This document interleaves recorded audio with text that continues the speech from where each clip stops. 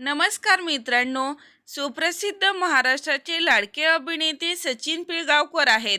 हे लहानापासून मोठ्यापर्यंत खूपच लोकप्रिय आहेत.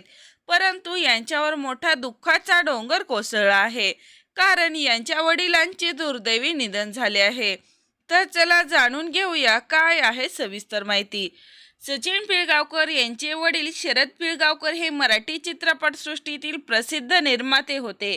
त्यांनी अनेक यशस्वी चित्रपटाची निर्मिती केली आणि सचिन पिळगावकर यांच्या कारकिर्दीत त्यांचा खूप मोठा वाटा होता. परंतु हे मायेचे छत्र आज राहिले नाही. जगात अनेक नाती मिळतात, पण वडिलांसारखा आधार पुन्हा कधीच मिळत नाही. मित्रांनो, खरोखरच बाबांच्या हाताला स्पर्श आणि त्यांच्या आशीर्वादाची ऊब आयुष्यभर साथ देत राहते. परंतु हे सुख आज राहिलेच नाही. शरद पिळगावकर यांनी अष्टविनायक सारख्या गाजलेल्या मराठी चित्रपटाची निर्मिती केली होती.